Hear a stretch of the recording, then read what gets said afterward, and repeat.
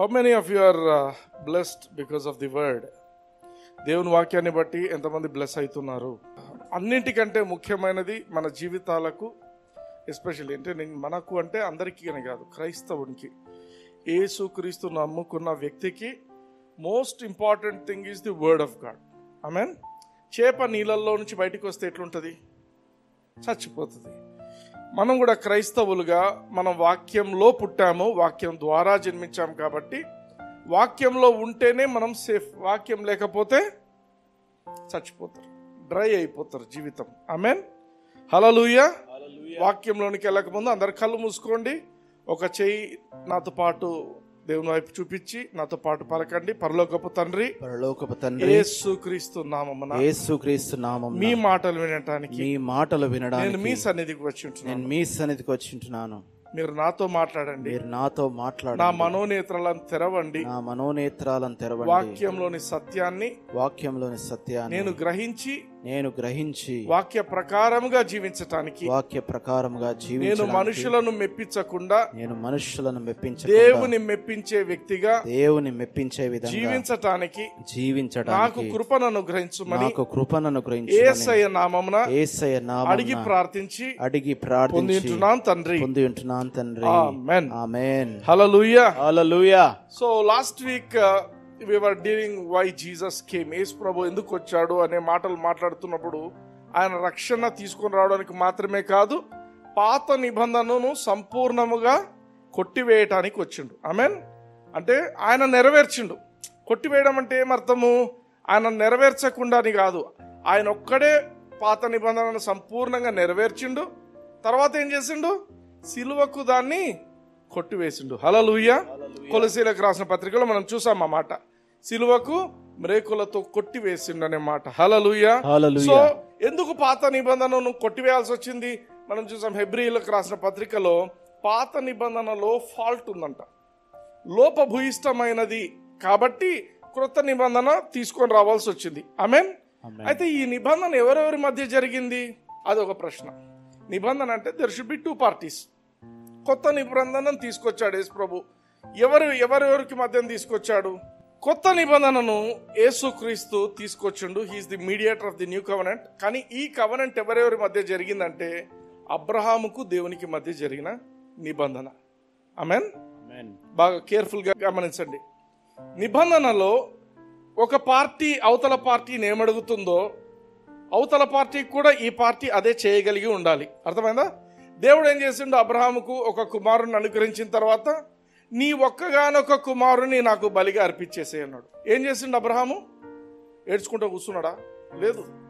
అబ్రహాముకు తెలుసు, ఈ కొడుకును బలిగా అర్పించిన ఈ కొడుకును మళ్ళీ బ్రతికించి వీని ద్వారానే సంతానాన్ని తీసుకొస్తానని మాట ఇచ్చిండు. కాబట్టి జరుగుతుంది ఇది అనే ఉద్దేశంతో ఆయన మోరియా పర్వతం మీదకి తీసుకెళ్ళిండు.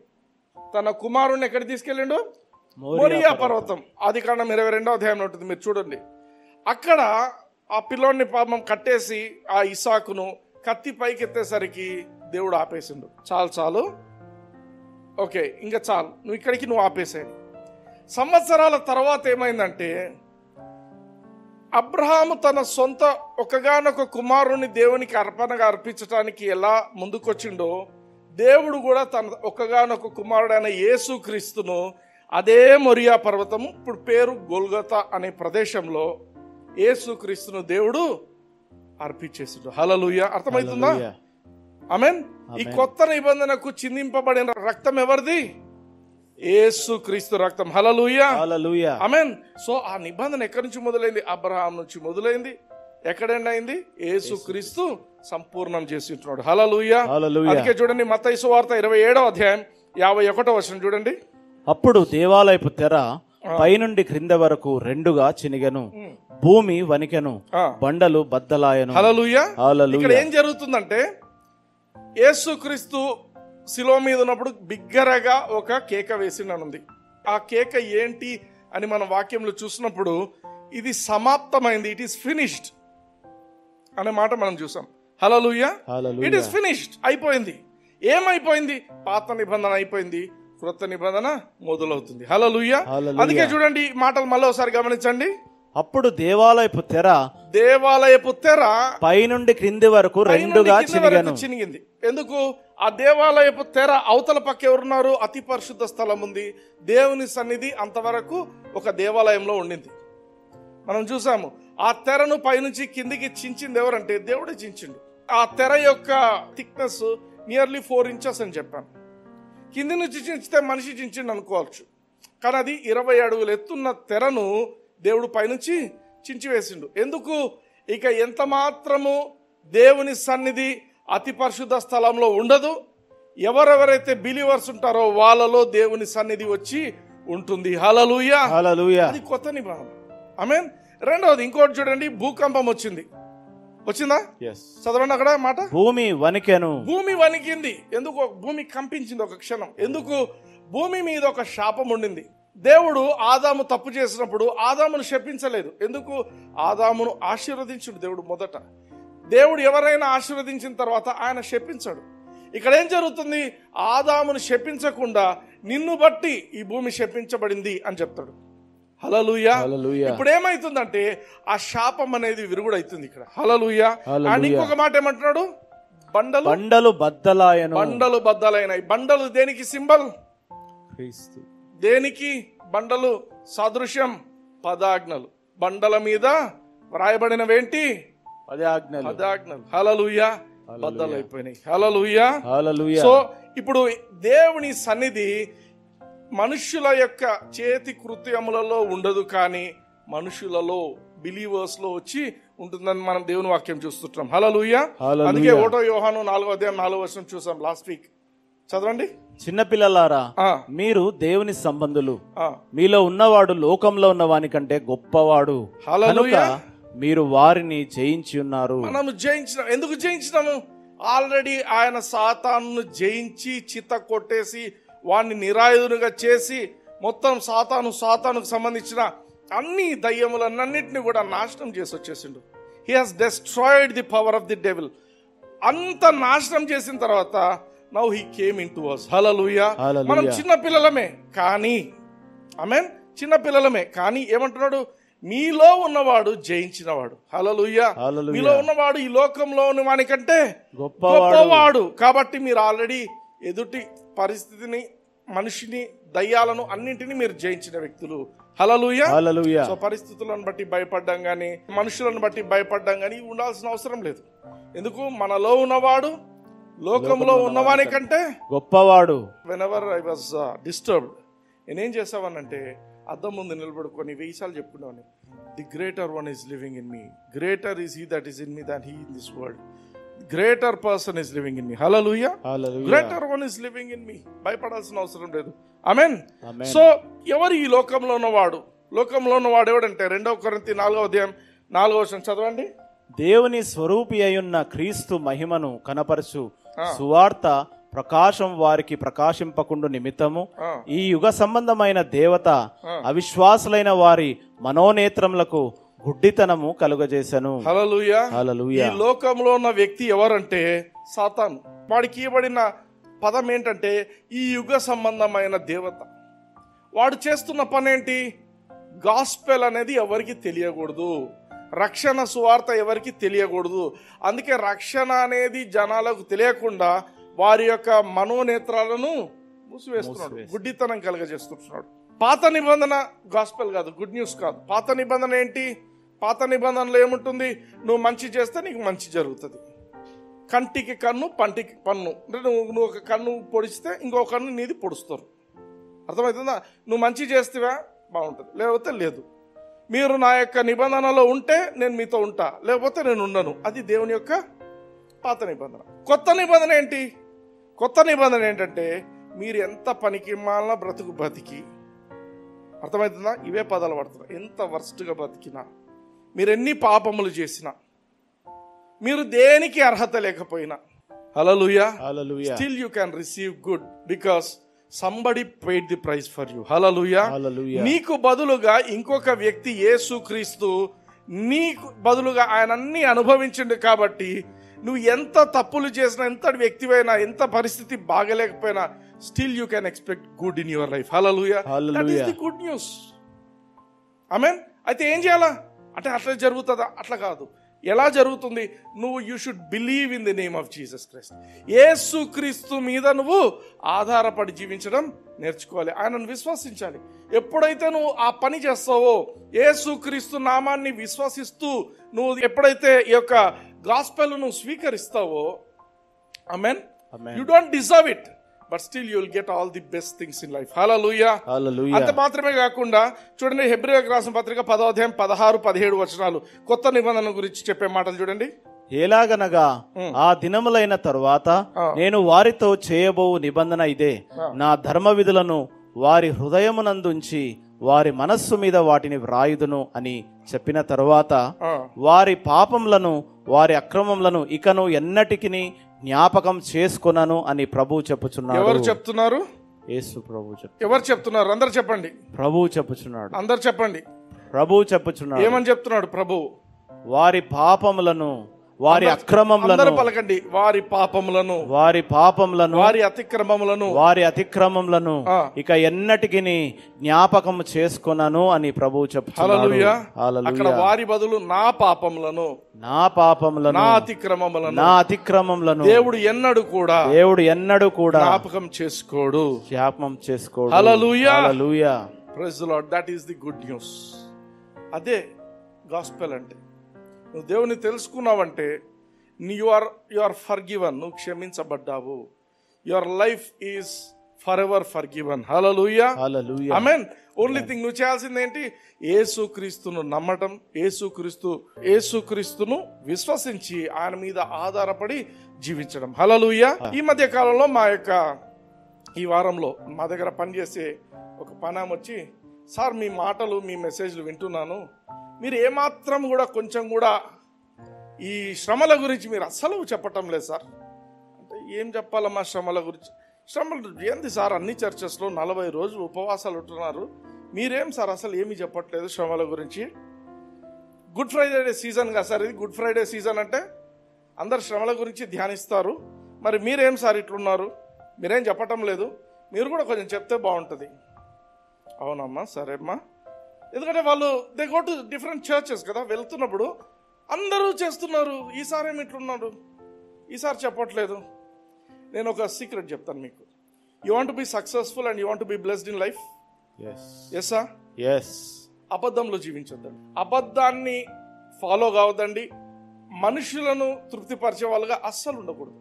ఆమేన్. పౌలు అంటాడు, నేను ఇకను మనుషులను తృప్తిపరచువాడనైతే నేను దేవుని సేవకున్నే కాదంటాడు. అర్థమవుతుందా? Blessing is always associated with truth, సత్యంతో. నువ్వు పార్షియల్గా అబద్ధంలో బ్రతికినా కూడా blessing won't operate in your life. ఎందుకబ్బా నేను అన్నీ చేస్తున్నాను, నేను ఎందుకు బ్లెస్ కావడం లేదు? ఇది కూడా అటువంటి ఒక అబద్ధం. ఏం జరిగింది? నేను ఐ టోల్డ్ హర్, అమ్మా సరే అమ్మా మంచిది, యేసు ప్రభు ఎప్పుడు చనిపోయాడు? గుడ్ ఫ్రైడే రోజు చనిపోయాడు సార్. మంచిది. ఫ్రైడే చనిపోయాడు, మంచిది. యేసు ప్రభు తిరిగి లేచింది ఎప్పుడు? ఆదివారం లేచిండు సార్. ఓకే సరే. మత్తయి సువార్త 12వ అధ్యాయం చూపించాను ఆమెకు. చూడండి, మత్తయి సువార్త 12వ అధ్యాయం 38-40 వచనాలు. అప్పుడు శాస్త్రులలోను పరిసయ్యులలోను కొందరు బోధకుడా, నీ వలన ఒక సూచక క్రియ చూడగోరుచున్నామని ఆయనతో చెప్పగా ఆయన ఇట్లనను, వ్యభిచారులైన చెడ్డతరం వారు సూచక క్రియను అడుగుచున్నారు. ప్రవక్త అయిన యోనాను గూర్చిన సూచక క్రియే కాని మరి ఏ సూచక క్రియ అయినను వారికి అనుగ్రహింపబడదు.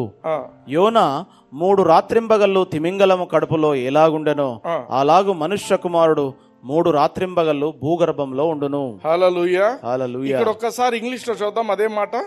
For as Jonah was 3 days and 3 nights in the whale's belly, so shall the Son of Man be 3 days and 3 nights in the heart of the earth. అందరూ చెప్పండి, 3 days and 3 nights. 3 days and 3 nights. Holiday package కదా ఇది. 3 days and 3 nights.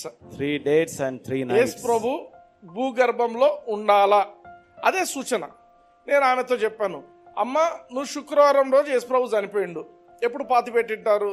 ఆ శుక్రవారం సాయంత్రం పాతి పెట్టింటారు sir. సరే మంచిది, అట్లే అనుకుందాం. ఇప్పుడు ఎన్ని రాత్రులు ఎన్ని పగళ్ళు అయినాయి? 3 రాత్రులు 3 పగళ్ళు అవుతాయా కావా? గట్టి చెప్పండి, అవుతాయా కావా? కావు. లేదు సార్, మరి ఏదో తేడా ఉంది సార్. ఇది తేడా కాదమ్మా, నేను చెప్తాను.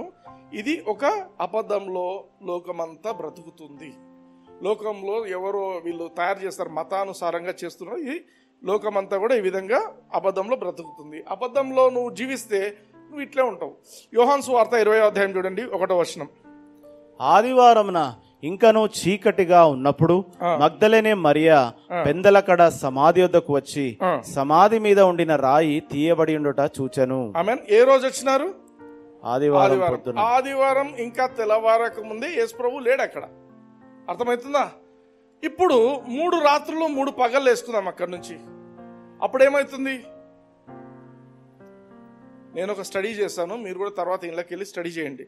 Jesus died on Wednesday and he was buried on the early hours of Thursday. అంటే గురువారము ఇంకా సూర్యుడు ఉదయించక మునుపు ఆయన పాతి పెట్టబడ్డాడు. ఎందుకంటే ఆయన పస్కా బలి పశువు. Will see what happened. ఇప్పుడు ఇంకొక ఆలోచిద్దాం. గుడ్ ఫ్రైడే ఎవ్రీ ఇయర్ జరుగుతుంది. యేసు ప్రభు చనిపోయింది గుడ్ ఫ్రైడే అంటున్నారు, అవునా కదా? అంటున్నారా? ఓకే. ఇప్పుడు నీ బర్త్డే అంటే ఫర్ ఎగ్జాంపుల్ మా పాప పుట్టినరోజు, ఫస్ట్ పుట్టినరోజు ఏ రోజు పుట్టిందంటే ఫ్రైడే పుట్టింది. మళ్ళీ మరుసటి వారం ఫ్రైడే వస్తుందా? అట్లా ఆ మరుసటి వారం కూడా ఫ్రైడే వస్తుందా? మరి నేను చనిపోయిన దినం మాత్రం ఎందుకు అట్లా వస్తుంది? రావచ్చా అట్లా? ఆలోచిద్దాము, ఫ్రాంక్గా ఆలోచిద్దాము. Yes or no? రాదు. ఓకే, దీనికంతా క్లారిఫికేషన్ దొరుకుతుంది. యోహాను సువార్త 19వ అధ్యాయం 30వ వచనం చూద్దాం. యేసు ఆ చిరక పుచ్చుకొని సమాప్తమైనదని చెప్పి తల వంచి ఆత్మను అప్పగించుండు. 31వ వచనం. ఆ దినము సిద్ధపరచు దినము, మరుసటి విశ్రాంతి దినము మహాదినము కనుక ఆ దేహములు విశ్రాంతి దినమున శిలువ మీద ఉండకుండానట్లు వారి కాళ్ళు విరగొట్టించి వారిని తీసివేయించుమని యూదులు పిలాతును అడిగిరి. ఆమేన్, ఆమేన్. ఆ దినము సిద్ధపరచు దినము. దేనికి సిద్ధపరుస్తున్నారు? It's a day of preparation అంటున్నాడు. ఎందుకు? కింద రాస్తున్నాడు చూడండి, ఇంగ్లీష్లో చూడండి. For that sabbath was a high day. ఇది మామూలు సబ్బాత్ దినం కాదు, ఇది మామూలు శనివారం కాదు. సబ్బాత్ అంటే శనివారం, కానీ ఇది మామూలు సబ్బాత్ దినం కాదు. ఇది ఎటువంటి సబ్బాత్ దినం అంటున్నాడు? It's a special day, high day. దీని గురించి చూద్దాం, మన Amplified Bible version చూద్దాం. 31వ వచనం. Since it was the day of preparation for the Sabbath. Since it was the day of preparation for the Sabbath. ఏం ఆ Sabbath? In order to prevent the bodies from hanging on the cross on the Sabbath. So that Sabbath was a high holy day. Hallelujah. Hallelujah. It was a high holy day. It was not Saturday. Saturday అయితే మామూలు Sabbath అంటాడు. ఇదేమంటున్నాడు? It was a special day. ఏంటి special day? ఏంటి special Sabbath? యేసుక్రీస్తు చనిపోయిన ఆ యొక్క దినాలలో ఏం జరిగిందంటే 2 సబ్బాత్ దినాలు వచ్చాయి. 1వ సబ్బాత్ దినం ఏంటంటే ఇశ్రాయేలీయులు ఐగుప్తు నుంచి బయటికి వచ్చేప్పుడు ఆ దినం ఒక సబ్బాత్ దినం అయింది. అర్థమవుతుందా? సబ్బాత్ అంటే it was a resting day. వాళ్ళు అన్ని సంవత్సరాలు ఆ యొక్క బానిస బ్రతుకు నుంచి విడుదల పొంది బయటికి వస్తున్న ఆ సమయాన్ని దాన్ని సబ్బాత్ అన్నారు. ఆ ముందు రోజు ఏం చేశారంటే పస్కాను ఆచరించాల్సి వచ్చింది వాళ్ళు. అర్థమవుతుందా? హల్లెలూయా, హల్లెలూయా. ఏంటా Sabbath? It's a high day. అంటే సంవత్సరానికి ఒక్కసారి వాళ్ళు ఏం చేస్తారంటే ఐగుప్తు నుంచి వాళ్ళు ఇశ్రాయేలీలందరూ బయటికి వచ్చిన ఆ రోజును సంవత్సరానికి ఒకసారి వాళ్ళు ఆచరిస్తుంటారు. అర్థమవుతుందా? సో ఆ దినమున that is called a Sabbath day. Okay, ఆ సబ్బాత్ కు ముందు రోజు ఏం జరుగుతుంది? ఇక్కడ యేసుక్రీస్తు శిలువ మీద విరేలాడుతున్నాడు. యేసుక్రీస్తుతో పాటు 2 దొంగలు కూడా విరేలాడుతున్నారు. వీళ్ళు వచ్చి అడుగుతున్నారు, ఈ సబ్బాత్ రోజు ఇట్లా వీళ్ళు ఉండటానికి వీల్లేదు కాబట్టి వీళ్ళ ఎముకలు ఎరగొట్టేద్దాం అనే మాట అక్కడ మాట్లాడుతున్నారు. అర్థమవుతుందా? అయితే యేసుక్రీస్తు మనకు పస్కా బలి పశువు అని మనం జ్ఞాపకం చేసుకోవాలి. ఎక్సోడస్ చూడండి, నిర్గమకాండం 12వ అధ్యాయం 9-10 వచనాలు. దాని తలను, దాని కాళ్లను, దాని అంత్రములను అగ్నితో కాల్చి దాని తినవలను. దానిలో ఉడకనిదైనను నీళ్లతో వండబడినదైనను తిననే తినకూడదు. ఉదయకాలం వరకు దానిలోనిదేదియు మిగిలింపకూడదు. ఉదయకాలం వరకు దానిలో మిగిలినది అగ్నితో కాల్చివేయవలను. ఆమేన్. 9వ వచనంలో ఏమని చెప్తున్నాడంటే పస్కా బలి పశువు ఇట్ షుడ్ బి రోస్టెడ్. నీళ్ళు వేయకూడదు, ఉప్పు కారం మసాలాలు గిసాలు లేకూడదు, ఇవేమి లేదు. It should be just roasted. అర్థమవుతుందా? దాని తలను, కాళ్ళను లేకపోతే కడుపులోని అవి ఏవి తీయటానికి వీలేదు. యాజ్ ఇట్ ఈజ్ ఆ యొక్క జంతువు ఎలా ఉందో అలానే రోస్ట్ చేయాలా అని చెప్పాడు. యేసు ప్రభు మన పస్కా బలి పశువు. మీరు గమనిస్తారా, ఎప్పుడన్నా యూట్యూబ్లో చూస్తే అట్లే పొట్టేళ్ళను పెట్టి ఒక కొలింలో పెట్టి కుక్ చేసి బయటికి తీస్తుంటారు, చూసారా? అంటే వాళ్ళు ఏం చేస్తారంటే లోపల ఏవేవో కుక్కుతారు. ఇది ఇట్లాంటిది కాదు. This is a Passover lamb. Passover ల్యామ్ను ఏ మాత్రం ఒక ఎముక కూడా కట్ చేయకుండా, దాన్ని విరగొట్టకుండా అలానే కుక్ చేయాలి. యేసు ప్రభు కూడా శిలువ మీద ఉన్నప్పుడు హీ వాజ్ రోస్టెడ్ అనే మాట నేను వాడుతున్నాను. Hallelujah. He was roasted by God's judgment. దేవుని యొక్క ఉగ్రత, దేవుని యొక్క తీర్పు యేసుక్రీస్తును కాల్చివేసింది. మనం బైబిల్లో చూస్తే ఆకాశం నుంచి అగ్ని కురిపించి దహన బలులను దహించి వేసినటువంటి పరిస్థితులు చాలాసార్లు చూస్తాం మనం. దావీదు, సొలొమోను, ఏలియా, వీళ్ళ జీవితాలు మనం చూస్తాం. ఏలియా సమయంలో ఏం జరుగుతుందంటే, ఒకసారి బయలు ప్రవక్తలు ఏలియాకు మధ్య ఒక ఛాలెంజ్ జరుగుతుంది. ఏ దేవుడైతే ఆకాశం నుంచి అగ్ని కురిపిస్తాడో ఆ దేవుడే నిజమైన దేవుడు. వాళ్ళు ట్రై చేస్తారు పాపం, పొద్దు నుంచి సాయంత్రం వరకు వాళ్ళకి టైం ఇస్తారు, కోసుకుంటారు, అన్నీ చేస్తారు, ఏం రక్తాలు కారుతుంటాయి, ఏం కాదు. ఈయన టైం వస్తుంది. ఆ సమయంలో ఆయన ఏం చేస్తాడు తెలుసా? దహన బలికి ముందు 12 రాళ్ళు తీసుకుంటాడు. ఇశ్రాయేలు గోత్రానికి ఒక రాయి చొప్పున బలి ఆ పీఠం ఏర్పాటు చేస్తారు. ఆ బలి పశువును దాని మీద పెడతారు. ఈయన టైం వచ్చినప్పుడు ఏం చేస్తాడంటే నీళ్లు పోయండి అంటాడు. మొత్తం నీళ్లు పోస్తారు. ఒకసారి, రెండోసారి, మూడోసారి చిన్న ప్రార్థన చేస్తాడు. ప్రభువా, నువ్వు దేవుడవు, నేను నీ యొక్క సేవకుడనని అందరికీ తెలియపరచను. చిన్న మాట ప్రార్థన చేస్తాడు. చూడండి 1వ రాజుల గ్రంథం 18వ అధ్యాయం 38వ వచనం. అతడు ఈలాగున ప్రార్థన చేయుచుండగా యెహోవా అగ్ని దిగి దహన బలి పశువును, కట్టెలను, రాళ్లను, బుగ్గిని దహించి కందకమందున్న నీళ్లను ఆరిపోజేసెను. హల్లెలూయా. ఇంగ్లీష్ లో మాట ఉంటుంది, ఇట్ లిక్డ్ అని ఉంటుంది. అట్లా నాలుకతో టక్ టక్ టక్ టక్ లిక్ చేస్తే ఎట్లా పోతుందో ఆ విధంగా మొత్తం క్షణాల్లో ఆరిపోయింది. క్షణాల్లో మొత్తం దహించి వేసింది. ఎందుకు ఈ మాటలు చెప్తున్నానంటే, ప్రతిసారి బలి అర్పించినప్పుడు బలిని దేవుని యొక్క ఉగ్రత ఎప్పుడైతే తీసుకుంటుందో ఆ బలి అనేది కనిపించకపోయింది. అంటే దాని అర్థం ఏంటంటే, sacrifice was smaller than the wrath of God, the judgment of God. Amen. ప్రతిసారి మనుషులు దేవునికి బలులు అర్పించినప్పుడు God's judgment was greater than sacrifice. అర్థమవుతుందా? ఎప్పుడు మనుషులు దేవునికి అర్పణలు అర్పించినప్పుడు ఏం జరిగేది? దేవుని యొక్క జడ్జిమెంట్, దేవుని యొక్క తీర్పు ఏదైతే బలి అర్పిస్తున్నారో దానికంటే ఎక్కువగా ఉండేది. హల్లెలూయా. అయితే యేసుక్రీస్తు జీవితం చూద్దాం. మత్తయి సువార్త 27వ అధ్యాయం 45వ వచనం. మధ్యాహ్నము మొదలుకొని 3 గంటల వరకు ఆ దేశమంతటను చీకటి కమ్మెను. ఇంచుమించు 3 గంటలప్పుడు యేసు ఏలీ ఏలీ లామా సబక్తా అని బిగ్గరగా కేక వేసెను. ఆ మాటకు నా దేవా నా దేవా నన్నెందుకు చేయి విడిచితివని అర్థం. హల్లెలూయా. లోక పాపం అంతా యేసుక్రీస్తు మీద పడింది. మధ్యాహ్నం, మిట్ట మధ్యాహ్నం అది. ఆమేన్. 3 గంటల సమయం అనే మాట మాట్లాడుతాం. 3 గంటలు అంటే ఎట్లా క్యాల్కులేట్ చేస్తారంటే, పొద్దున 6 గంటల నుంచి క్యాల్కులేట్ చేస్తారు. అది టైమింగ్, అది వాళ్ళది. అంటే రమారమి 3 గంటలు అంటే రమారమి 9వ గంట అంటారు. 9వ గంట ఎక్కడి నుంచి క్యాల్కులేట్ చేస్తున్నారు? పొద్దున 6 గంటల నుంచి క్యాల్కులేట్ చేస్తారు. అర్థమవుతుందా? సో ఇక్కడ ఏం జరుగుతుంది? మిట్ట మధ్యాహ్నంలో ఆమేన్ ఏం జరిగిందంటే, మిట్ట మధ్యాహ్నము 3 గంటలప్పుడు ముందు వచనానికి వెళ్ళండి. 45వ వచనం. మధ్యాహ్నం మొదలుకొని 3 గంటల వరకు ఆ దేశమంతటను చీకటి కమ్మెను. ఏం కమ్మింది? చీకటి కమ్మెను. When Jesus was on the cross, midday became midnight. అదే when Jesus was born, midnight became midday. దూతలందరూ వచ్చి ఆ చీకటి మధ్యరాత్రి దూతలందరూ వచ్చి సర్వోన్నతమైన స్థలంలో దేవునికి మహిమ అని ఆకాశమంతా వాళ్ళు పాడుతుంటారు. హల్లెలూయా. అర్థమవుతుందా? Now this is the time. మొత్తం చీకటి కమ్మింది, దేశమంతా చీకటి వచ్చేసింది. ఇక్కడ ఏం జరుగుతుంది చూడండి. చీకటి కమ్మిన తర్వాత ఇంచుమించు 3 గంటలప్పుడు యేసు ఏలీ ఏలీ లామా సబక్తాని అని బిగ్గరగా కేక వేశాను. నా దేవా నా దేవా నన్నెందుకు చేయి విడిచితివి. నా దేవా. అంతవరకు ఎప్పుడు కూడా యేసు ప్రభు తండ్రి తండ్రి తండ్రి అని పిలిచినవాడు తప్ప దేవా అని ఎప్పుడు మాట్లాడలేదు. ఫస్ట్ టైం దేవా అని మాట్లాడుతున్నాడు. ఎందుకంటే లోక పాపం అంతా ఆయన మీద పడింది. లోక పాపం కదా, ఆయన పాపముగా చేయబడ్డాడు. అక్కడ పాపాన్ని దేవుడు అసహించుకుంటాడు కాబట్టి యేసు ప్రభు చేయి వదిలేసిండు ఆ రోజు. ఆ సమయంలో యేసుక్రీస్తు చేయిని వదిలేసిండు దేవుడు. వదిలిన తర్వాత ఏం జరుగుతుంది? ఆ యొక్క చీకటి కమ్మింది కదా, ఆ 3 గంటల సమయంలో ఏం జరిగిందంటే the judgment, the wrath of God was on Jesus. Yesu ప్రభు హీ వాజ్ బీయింగ్ రోస్టెడ్. దేవుని యొక్క ఉగ్రతతో రోస్ట్ అవుతూ ఉండినాడు. చూడండి లూకాసు వార్త 23వ అధ్యాయం 44వ వచనం నుంచి 46 వరకు చదువు.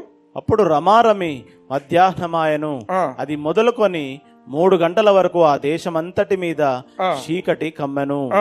సూర్యుడు అదృశ్యుడాయను, గర్భాలయపు తెర నడిమికి చినిగెను. అప్పుడు యేసు గొప్ప శబ్దముతో కేక వేసి, తండ్రి నీ చేతికి నా ఆత్మను అప్పగించుకొనుచున్నాను. హల్లెలూయా. ఇప్పుడు ఏమంటున్నాడు మళ్ళీ? తండ్రి. అంతకుముందు అన్నాడు నా దేవా నా దేవా నా దేవా. ఇప్పుడు ఏమంటున్నాడు? తండ్రి తండ్రి. వన్స్ ఆ 3 hours లో జడ్జిమెంట్ అయిపోయింది.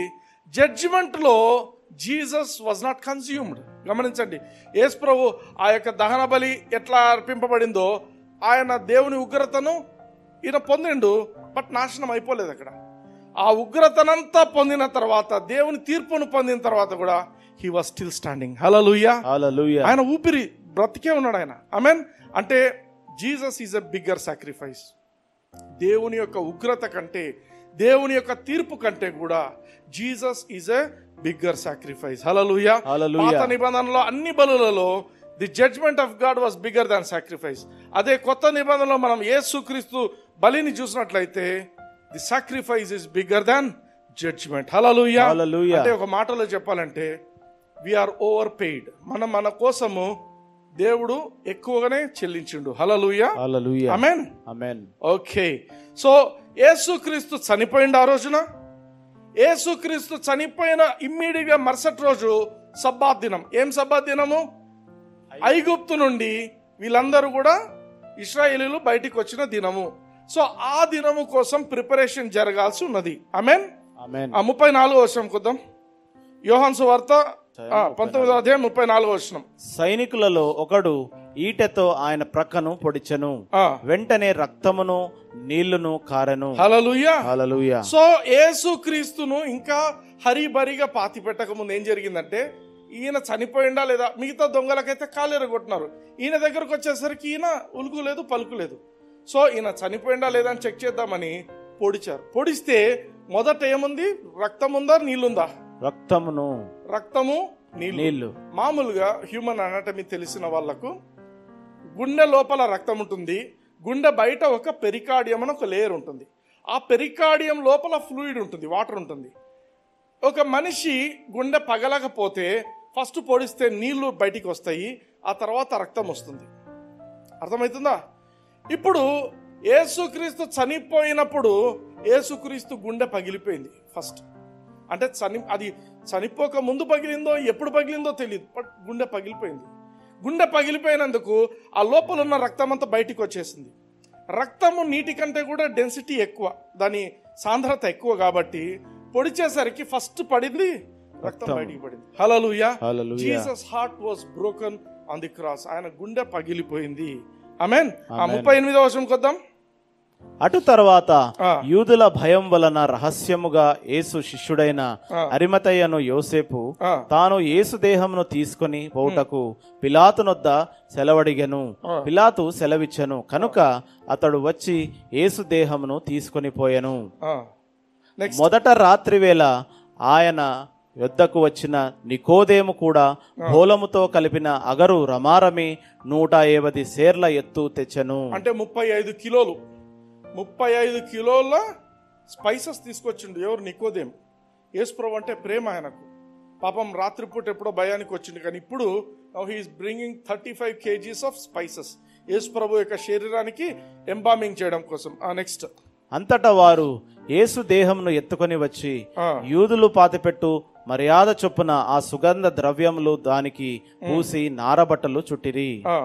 ఆయనను సిలువ వేసిన స్థలములో ఒక తోట ఉండెను. ఆ తోటలో ఎవడును ఎప్పుడును ఉంచబడని కొత్త సమాధి ఒకటి ఉండెను. ఆ సమాధి సమీపంలో ఉండెను కనుక ఆ దినము యూదులు సిద్ధపరచు దినమైనందున వారు అందులో యేసును పెట్టిరి. హల్లెలూయా. హల్లెలూయా. యేసును అక్కడ పెట్టేస్తున్నారు. ఆమేన్. ఇప్పుడు నెక్స్ట్ ఇంకొక వర్స్ కొద్దాం. మత్తయి సువార్త 28వ అధ్యాయం 1వ వచనం కొద్దాం. విశ్రాంతి దినము గడిచిపోయిన తరువాత ఆదివారమున. చాలు ఆగుదాం. ఇది ఇంకొక సబ్బాత్. ఇది ఏం సబ్బాత్? మామూలు శనివారం. అర్థమవుతుందా? యేసుక్రీస్తు చనిపోయిన ఆ వారంలో ఏం జరిగిందంటే ఒక Sabbath, that is a high Sabbath. వాళ్ళు ఎప్పుడైతే ఐగుప్తు నుంచి ఇశ్రాయేలీలు బయటికి వచ్చినారో ఆ సబ్బాత్ దినము గురువారం రోజున జరిగింది. దానికి ప్రిపరేషన్ లేదు ఇంకెందుకంటే యేసుక్రీస్తు చనిపోయింది ఆ రోజు. ఆ తర్వాత నెక్స్ట్ సబ్బాత్ ఎప్పుడుంది? శనివారం ఉంది. సబ్బాత్ దినం వాళ్ళు ఏ పని చేయరు. దానికి కావాల్సిన ప్రిపరేషన్ అంతా ముందు రోజు చేసుకుంటారు. అర్థమవుతుందా? సో శుక్రవారము మళ్ళీ శనివారం. శనివారం అయిపోయిన తరువాత ఆదివారం తెల్లారిన, అంటే ఆ సబ్బాత్ దినం అంతా సంపూర్ణమైంది అనుకున్న తర్వాత వాళ్ళు ఏం చేశారంటే ఆదివారం తెల్లవారుచుండగా మగ్దలేనే మరియయు వేరొక మరియయు సమాధిని చూడవచ్చిరి. 2వ వచనం. ఇదిగో ప్రభువు దూత పరలోకం నుండి దిగివచ్చి రాయి పొర్లించి దాని మీద కూర్చుండెను. అప్పుడు మహా భూకంపము కలిగెను. ఆమేన్. ఇది అర్థమైందా ఈ కాన్సెప్ట్? యేసుక్రీస్తు చనిపోయిన రోజు తర్వాత రోజు ఒక సబ్బాత్ జరిగింది. అది ఇయర్లీ సబ్బాత్. తర్వాత సాటర్డే రొటీన్ సబ్బాత్ జరిగింది. ఈ 2 సబ్బాతులు ఉన్న కారణంగా మధ్యలో వీళ్ళెవరు కూడా సమాధి దగ్గరికి రాలేదు. నెక్స్ట్ ఎప్పుడు వచ్చినారు వాళ్ళు? సబ్బాత్ అయిపోయిన తర్వాత ఆదివారం ఉదయం వాళ్ళు వచ్చింటున్నారు. హల్లెలూయా. ఓకే, నెక్స్ట్ 5వ వచనం 6వ వచనం చూద్దాం. దూత స్త్రీలను చూచి మీరు భయపడకుడి, సిలువ వేయబడిన యేసును మీరు వెదకుచున్నారని నాకు తెలియను. ఆయన ఇక్కడ లేడు, తాను చెప్పినట్టే ఆయన లేచి ఉన్నాడు. రండి ప్రభువు పండుకొనిన స్థలము చూచి. చాలు సార్. ఇక్కడ చాలా మందికి ఉండే అపోహ ఏంటంటే దేవుని దూత వచ్చి రాయి జరిపితేనే యేసుప్రభు బయటికి వస్తాడు అనుకుంటారు చాలా మంది. అనుకుంటారా చాలా మంది? రాయికి యేసుప్రభు బయటికి వచ్చేదానికి సంబంధం లేదు. దూత రాయిని ఎందుకు జరిపిండంటే ఇతరులకు ఈజీగా ఉంటుంది లోపలికి వచ్చి చూడడానికి, ఆయన లేడని చెప్పడానికి. ఆయన ఎప్పుడు తిరిగి లేచిండో ఎవరికి తెలియదు అక్కడ. అర్థమవుతుందా? రాయిని దూత జరపడానికి గల కారణం ఏంటంటే మీరు వెళ్ళి చూడండి, ఆయన లేడు ఇక్కడ. మీరు వెళ్ళి కావాలంటే లోపల చూడండి. ఏంది బ్రదర్ మీరు అట్లా చెప్పినారు? యేసు ప్రభు తిరిగి లేచిన తర్వాత అది మహిమ శరీరం. తలుపులు వేసి కిటికీలు వేసి అంతా క్లోజ్ చేస్తే కూడా లోపలికి వచ్చేస్తాడు ఆయన. ఎముకలు ఉన్నాయి ఆ శరీరానికి, ఎముకలు ఉన్నాయి, మాంసం ఉన్నాయి.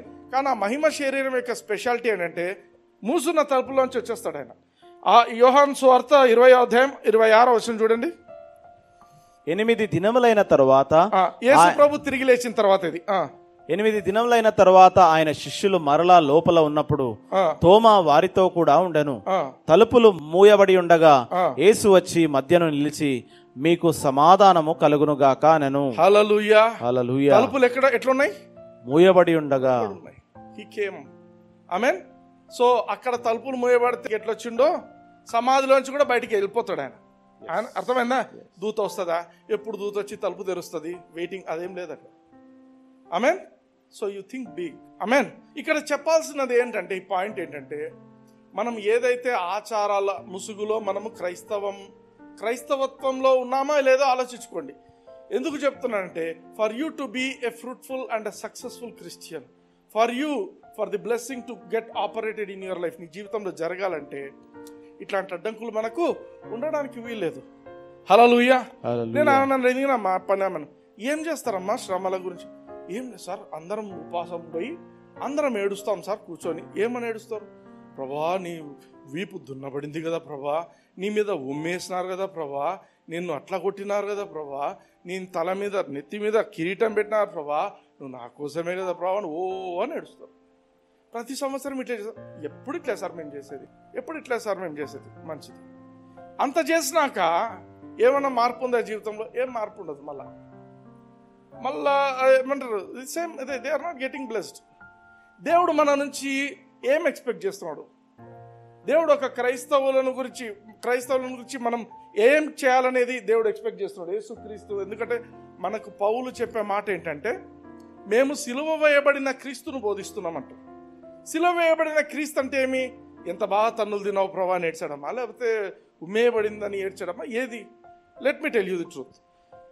There was a divine exchange happening on the cross. సిలువ మీద ఒక డివైన్ ఎక్స్చేంజ్ జరుగుతుంది. దేవుని ఆశ ఏంటంటే మనం బ్లెస్ కావాలనేది. ఫర్ ఎగ్జాంపుల్, మీ అమ్మ నాయన బాగా కష్టపడినారు, వాళ్ళు చాలా తగ్గించుకొని బ్రతికి మీరు బాగుండాలని చెప్పి ₹1,00,00,000 సంపాదించి పెట్టినారు. కానీ మీరేం చేస్తున్నారు? మా అమ్మ నాయన ఎంత బాధలు పడినారు, మా అమ్మ నాయన అసలు ఎంత కష్టపడినారు, మా అమ్మ నాయన ఎట్లయితే గుడిసెలో ఉన్నారు నేను కూడా గుడిసెలోనే బతుకుతా అని ఉన్నారు. ఏం ఉపయోగం? ఆ ₹1,00,00,000 బ్యాంకులో ఉన్నది ఏం కావాలా? అర్థమవుతుందా? Does it make sense? ఉద్దేశమే వేస్ట్ అయిపోయింది అక్కడ. అయితే గమనించండి, యేసు ప్రభు మన కోసము శిలువ మీద చేసిన కార్యం బట్టి యేసుక్రీస్తు మనకు బదులుగా హీ వాజ్ పనిష్డ్. ఆయన శిక్షింపబడ్డాడు కాబట్టి మనకు పాప క్షమాపణ దొరికింది. హల్లెలూయా. యెషయా గ్రంథం 53వ అధ్యాయం 5-6 వచనాలు చూడండి. మన అతిక్రమ క్రియలను బట్టి అతడు గాయపరచబడను, మన దోషములను బట్టి నలగొట్టబడను, మన సమాధానార్థమైన. అతిక్రమ క్రియలంటే ఏంటి?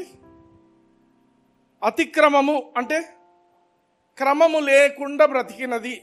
క్రమం ఉంటుంది క్రైస్తవ జీవితంలో. ఒక మనిషి బ్రతికే బ్రతుకులో ఒక క్రమం ఉండాలి. నీ ఇష్టానుసారంగా బ్రతికితే దాన్ని అక్రమం అంటారు. నీ అతిక్రమ క్రియలను బట్టి ఆయన గాయపరచబడ్డాడు. నీకు తన్నులు పడాల్సింది ఆయనకు పడినాయి. మన దోషములను బట్టి ఆయన నలగొట్టబడ్డాడు. ఎందుకు నలగొట్టబడ్డాడు? మన దోషములను బట్టి. ఆ తర్వాత మన సమాధానార్థమైన శిక్ష. అందరు చెప్పండి, శిక్ష. ఆయన శిక్ష పొందిండు కాబట్టి నువ్వు శిక్ష పొందవు, నేను శిక్ష పొందను. హల్లెలూయా. సమాధానార్థమైన శిక్ష ఆయన మీద పడింది.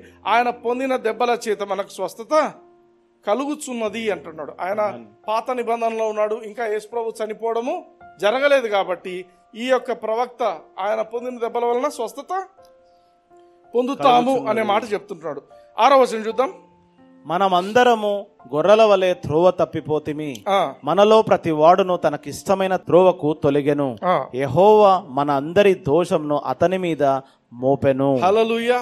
మన అందరి దోషము ఒక ఆయన మీద మోపిండట. హల్లెలూయా. ఇప్పుడు చూడండి, ఎఫెసీయులకు రాసిన పత్రిక 1వ అధ్యాయం 7వ వచనం చూద్దాం. దేవుని కృపా మహదైశ్వర్యమును బట్టి ఆ ప్రియుని యందు ఆయన రక్తం వలన మనకు విమోచనము. ఆమేన్. ఆ దెబ్బలు కొట్టినప్పుడు ఏమొచ్చింది? రక్తం వచ్చింది. ఆ రక్తం బట్టి మనం విమోచింపబడ్డాం. ఆమేన్. విమోచింపబడ్డాం అంటే ఏంటి? కొన్నాడు దేవుడు, ఆయన రక్తంతో మనల్ని కొనుక్కున్నాడు. రెండోది ఇంకో పాయింట్ ఉంది, అనగా మన అపరాధములకు క్షమాపణ మనకు కలిగి ఉన్నది. హల్లెలూయా. హల్లెలూయా. అపరాధములన్నిటికీ క్షమాపణ కలిగి ఉన్నది. This is the thing which God wants us. హల్లెలూయా. మనం ఏం చేయాలంటే, ప్రభువా నువ్వు నా కోసము శిక్ష అనుభవించినావు, నేను ఏమాత్రము శిక్షను అనుభవించను, నేను క్షమించబడ్డాను. హల్లెలూయా. సిలువను బట్టి, యేసుక్రీస్తు రక్తాన్ని బట్టి నేను క్షమించబడ్డాను. When you confess it, that becomes a reality in your life. Amen. రెండవదిగా, యేసుక్రీస్తు ఎప్పుడు లేని రిజెక్షన్ సిలువ మీద పొందిండు. అందుకే నా దేవా నా దేవా, దేవుడు వదిలేసిండు, నువ్వు నాకు సంబంధం లేదని వదిలేసిండు. నా దేవా నా దేవా, అదే కదా ఆయన అనేది, నా దేవా నా దేవా. ఎందుకు? నా తండ్రి అనటంలే అక్కడ. He was rejected by God. ఎందుకు? That we should be accepted by God. ఎఫెసీయులకు రాసిన పత్రిక 1:5 వచనం చూడండి. తన చిత్త ప్రకారమైన దయా సంకల్పం చొప్పున యేసుక్రీస్తు ద్వారా తనకు కుమారులుగా స్వీకరించుటకై మనల్ని కుమారులుగా స్వీకరించడానికి తన సొంత కుమారుణ్ణి వదిలేసిండు. That is what was done on cross.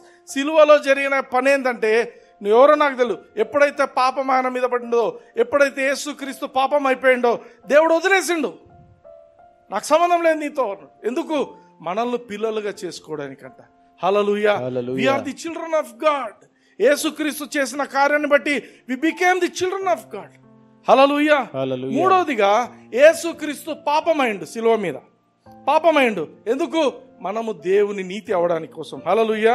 2 కొరింథీ 5వ అధ్యాయం 21వ వచనం చూడండి.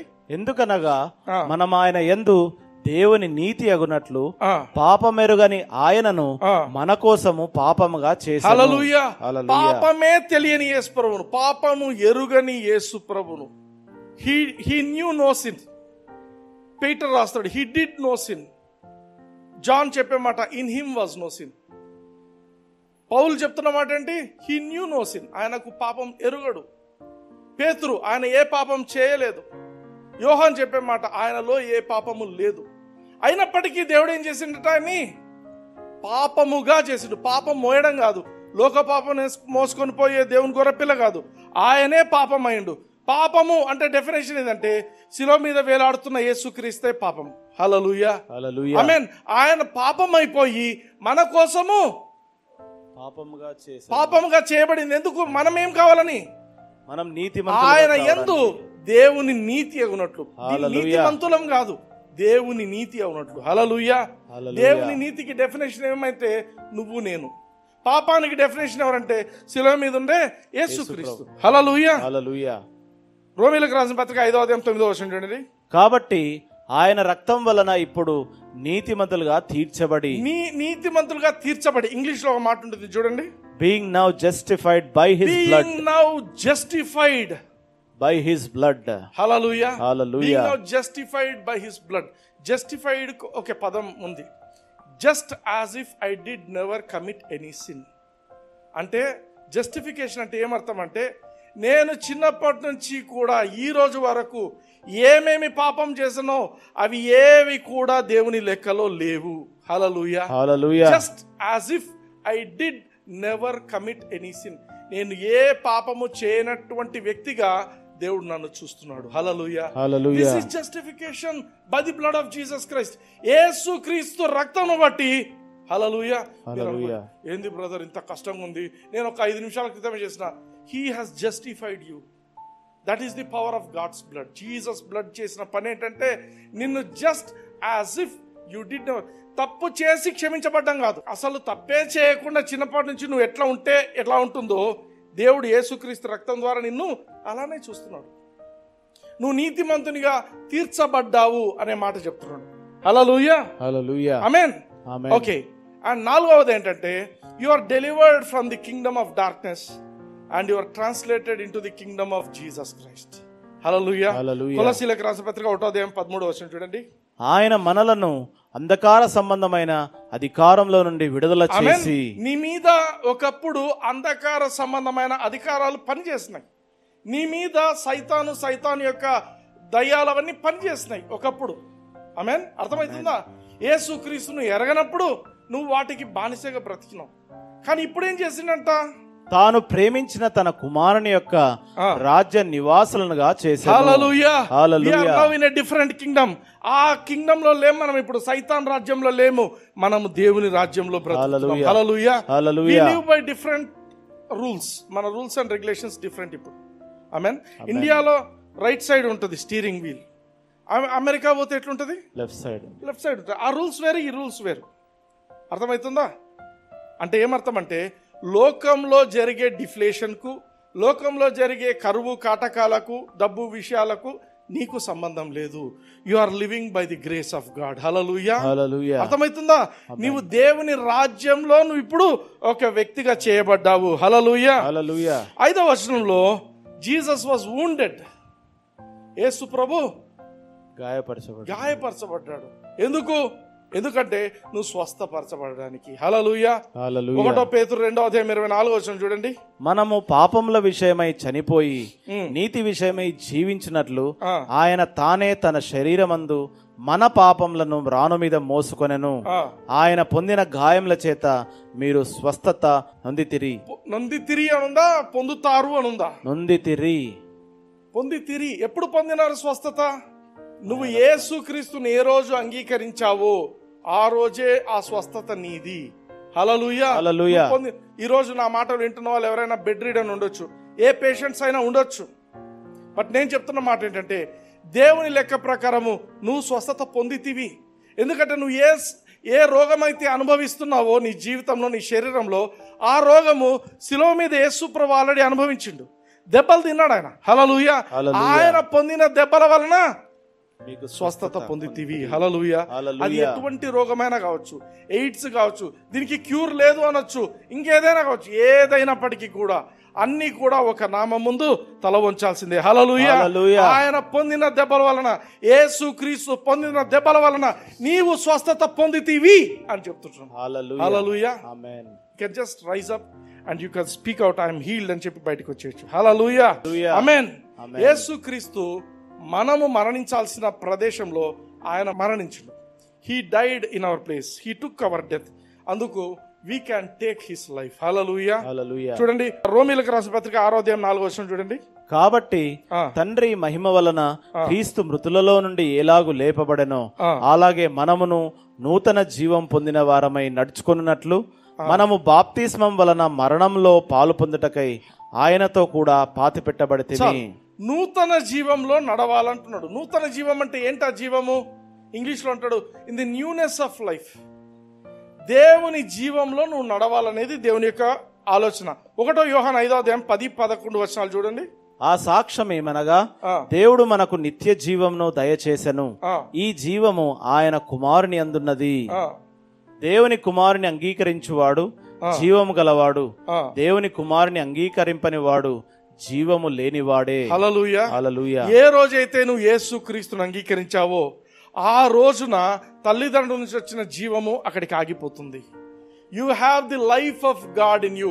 యేసుక్రీస్తును అంగీకరించిన తర్వాత మై లైఫ్ లో, నా జీవితంలో జరిగింది ఏంటంటే I have the life of God working in me. Hallelujah. Hallelujah. Amen. అర్థమవుతుందా? This is a supernatural life. అందరిలాగా ఉండదు. అందుకే కోవిడ్ అంటే అందరు మాస్కులు కట్టుకొని తిరిగేటోళ్ళు. The life of God was flowing in me. అందుకే నేను ధైర్యంగా చెప్తాను, మాస్క్ లేకుండా ఏమి లేకుండా కోవిడ్ డ్యూటీస్ వేస్తే, వార్డ్స్లో వేస్తే డైరెక్ట్ లోపల పోయి పేషెంట్లతో మాట్లాడుకొని వచ్చేటోళ్ళు. అర్థమవుతుందా? You will never fear when you know who you are and what is flowing in you. నీలో ఏమి ప్రవహిస్తుందో నీకు తెలిస్తే you will be a fearless person in life. Hallelujah. Hallelujah. Amen. Amen. అందుకే greater is he that is in me than he that is in this world. Hallelujah. Hallelujah. నా పక్క 1000 మంది పడినను, కుడి పక్కన 10,000 మంది కూలినను అపాయము రాదు. హల్లెలూయా. హల్లెలూయా. ఆమేన్. యేసుక్రీస్తు శాపముగా మారిండు శిలువ మీద. యేసుక్రీస్తు శాపంగా మారిండు ఎందుకు? నీవు నేను ఆశీర్వదింపబడడం కోసం. హల్లెలూయా. గలతీయులకు రాసిన పత్రిక 3వ అధ్యాయం 13-14 వచనాలు చూడండి.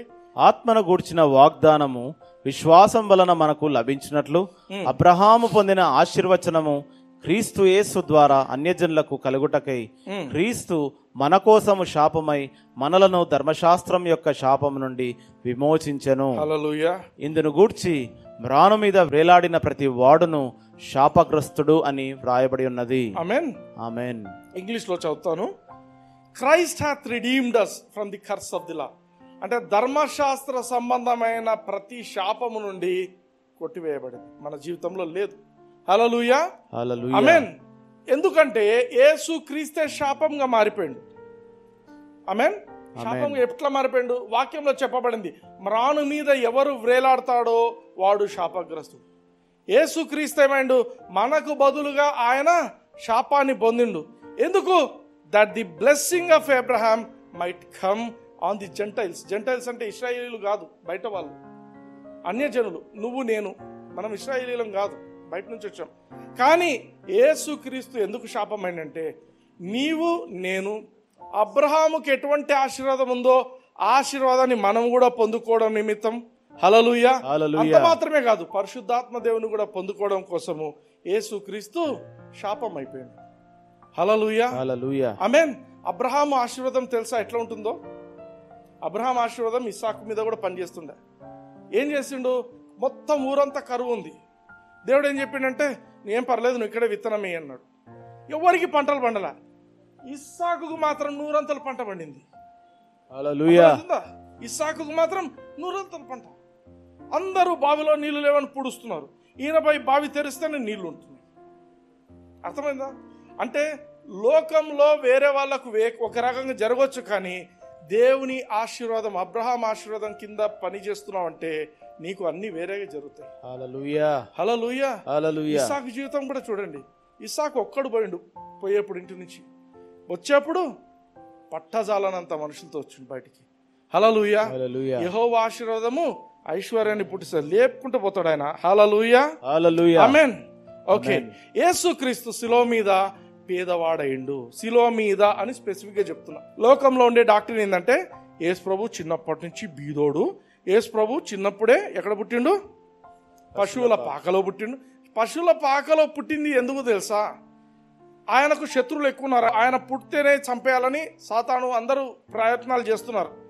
దేవుని యొక్క మహాజ్ఞానం వలన ఆయన అక్కడ పుట్టిండు. ఎవరు ఆడ పుడతారని ఎవరు తెలుసుకోరు, ఎవరు కనుక్కోలేరు. హల్లెలూయా.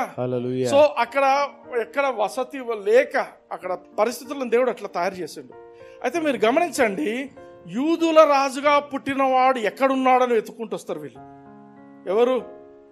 3 జ్ఞానులు వస్తారు, తూర్పు దేశపు జ్ఞానులు అంటారు. వాళ్ళు 2 సంవత్సరాలు ప్రయాణం చేసి వస్తున్నారు.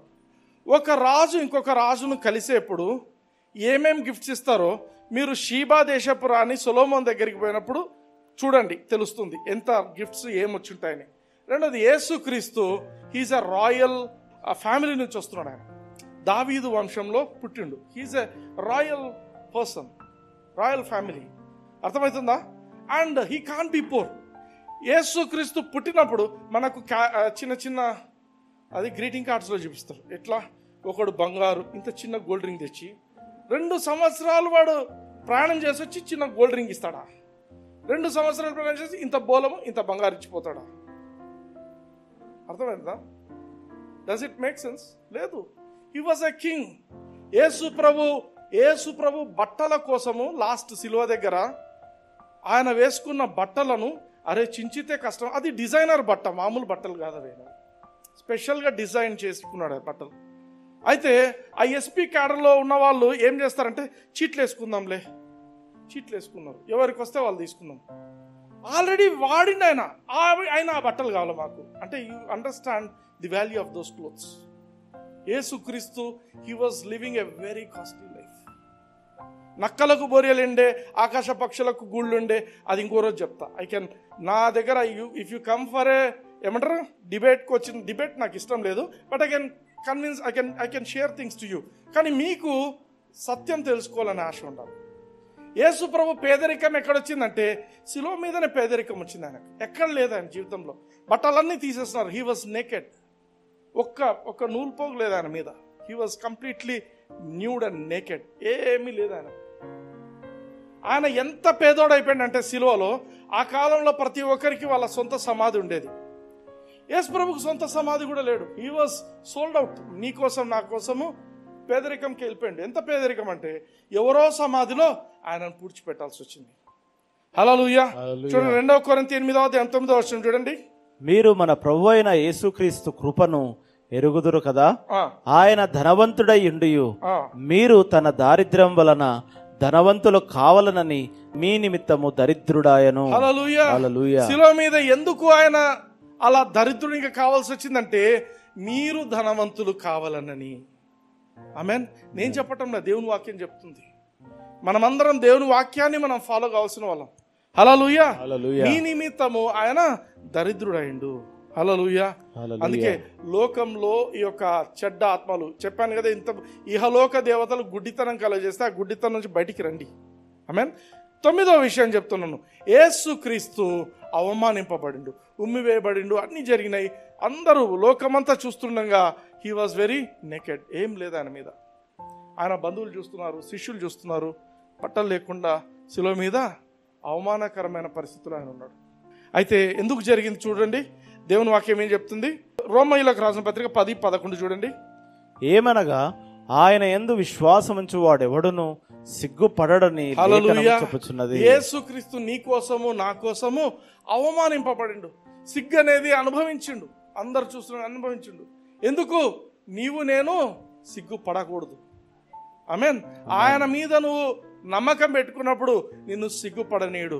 నా దేవుడు నాకున్నాడు, నేను ఆయన మీద ఆధారపడుతున్నాను, నిన్ను సిగ్గుపడనీయుడు. 10 మంది నువ్వు ఏం జరుగుతుందో చూడాలని రెడీగా ఉంటారు, బట్ నువ్వు సిగ్గుపడనీయడు ఆయన. హల్లెలూయా. ఆమేన్. ఆయన మీద నువ్వు ఆధారపడితే సిగ్గుపడవనే దేవుని వాక్యం చెప్తుంది. లేఖనం చెప్పిందంట. ఏ లేఖనం చెప్పింది చూడండి. యెషయా గ్రంథం 61:7 మీరు అవమానమునకు ప్రతిగా రెట్టింపు ఘనత నందుదురు. హల్లెలూయా. హల్లెలూయా. అవమానానికి ప్రతిగా రెట్టింపు ఘనతను నందుదురు. నువ్వు ఎక్కడ అవమానింపబడ్డావో నీ పాత జీవితంలో యేసుక్రీస్తును పొందుకున్నప్పుడు, లేదు తెలియక యేసుక్రీస్తును పొందుకున్నా కూడా ఏదైనా అవమానాన్ని పొంది ఉంటే నీవు దానికి యేసుక్రీస్తు దగ్గరకు వచ్చినప్పుడు, ప్రభా నాకు తెలియక ఇట్లా అయిపోయింది ప్రభా, నీకు రెట్టింపు ఘనత అక్కడే ఇస్తాడు ఆయన. Hallelujah, hallelujah, hallelujah. Hallelujah. You understand? నేను ఒక మాట చెప్పాలనుకుంటున్నాను. ఈ 9 విషయాలు చెప్పాను. 9 విషయాలలో ఒకటి బాగా నచ్చిన విషయం అంటే జస్టిఫైడ్ అనే పదం చాలా బాగుంటుంది. We are justified just as if we did never commit any sin అని. నాకు తెలిసిన ఒక ఫ్యాక్షనిస్ట్ ఉన్నాడు, ఒక అతను. ఆయన యేసు ప్రభువుని అంగీకరించిండు. ఆయన ఒక హత్య కూడా చేసి పాపం పోలీస్ కేసులో ఇరుక్కున్నాడు. ఎవరో చెప్తే చేసిండు, చంపేసిండు. నాకు వచ్చి చెప్పుకున్నాడు ఒకరోజు, చాలా బాధపడి. ఒకరోజు కాదు, ఒక పీరియడ్ ఆఫ్ టైం నాతో దేవుణ్ణిలో ఎదుగుతూ వాక్యం వింటూ వచ్చేవాడు. నన్ను అడిగిండు, సార్ ఎట్లా సార్, నాకు కోర్టులో వాయిదా ఉంది, నేనేం చెప్పాలి? ఏం చెప్తావు? యేసు ప్రభు అయితే నువ్వు యేసు ప్రభు తెలియనప్పుడు చేసావు, ఇప్పుడు తెలిసింది. ఆయన నిన్ను క్షమించేసిండు, ఆయన నిన్ను కంప్లీట్గా నీతిమంతునిగా చేసిండు. నీకేమనిపిస్తే అది ప్రార్థన చేసుకొని పోయి చెప్పు అంటే జడ్జి ముందు పోయి చెప్పిండంట. ఏమని చెప్పిండు? సార్ నాకు తెలియక అప్పుడు మా రెడ్డి చెప్పినందుకు నేను చేస్తున్నాను, అప్పుడు నాకు తెలియదు, కానీ ఇప్పుడు నేను దేవుని నమ్ముకున్నాను సార్ అని చెప్పేసిందంట. చెప్పి హీ కేమ్ ఆఫ్, అంటే ఆయనకి ఇంకా శిక్ష పడుతుంది అనుకున్నారు. ఆ జడ్జికి ఏమైందేమో కొట్టేసిందట కేసు. ఈయన మీద ఏం ఆధారాలు లేవని చెప్పి కొట్టేసిందట. హల్లెలూయా, హీ వాస్ జస్టిఫైడ్. దేవుడు నిన్ను జస్టిఫై చేస్తే లోకంలో ఎవరు కూడా నీ మీద శిక్ష వేయరు. హల్లెలూయా. హత్యలు చేయమని చెప్పడం లేదు. నీకు అర్థం చేసుకోండి. తెలియక ఏదో అప్పుడు కాలం జరిగి ఉంటే యేసుక్రీస్తు దగ్గరికి వచ్చిన తర్వాత నీ హృదయం దేవునితో నువ్వు ఎప్పుడైతే నువ్వు పెట్టుకుంటావో you are justified. Hallelujah, amen. So ఈ 9 విషయాలు నేను మీకు ఈరోజు చెప్పాను. 9 విషయాలు. ఈ 9 విషయాలు నీవు క్రైస్తవునిగా నీ జీవితంలో పొందుకుంటేనే యేసుక్రీస్తు శిలువలో చేసిన కార్యానికి ఒక విలువ ఉంటుంది. ఆమేన్. ఇవి నువ్వు పొందుకోకుండా, నువ్వు ఆశీర్వదింపబడకుండా, ప్రభా నువ్వు దెబ్బలు తిన్నావు, ప్రభా నీ మీద ఉమ్మేసినారు, ప్రభా నిన్ను కర్రతో కొట్టినారు, ప్రభా ఏమొస్తుంది? You'll be the same again. ఏమన్నా వస్తుందా? ఏం రాదు. అండ్ ఇంకో విషయం చెప్తా. ఇక్కడ ఉన్న అందరు కూడా ఏదో టైంలో సినిమాలు చూసింటారు. నేను చూడలేదు అన్నదని అందరూ ఎవరో టైంలో చూసింటారు, నేను కూడా చూసిన. అయితే 2 ఉన్నాయి సినిమాల్లో. వినండి.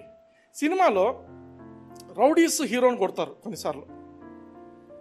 లాస్ట్కు క్లైమాక్స్ వచ్చేసరికి హీరో అందరినీ చిత్త కొట్టేస్తాడు.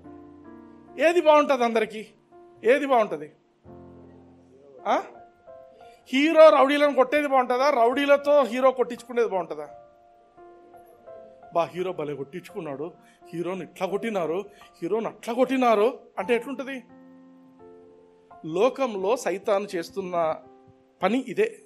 మీకు కళ్ళకు గుడ్డితనం కలగజేసి దేన్ని మనము మ్యాగ్నిఫై చేయాలా, దేన్ని మనం హైలైట్ చేయాలా అది చేయకుండా శ్రమల గురించి ఏం శ్రమల గురించి ధ్యానిస్తావు? ఏమొస్తుంది నీకు? ఏం ధ్యానించాలా?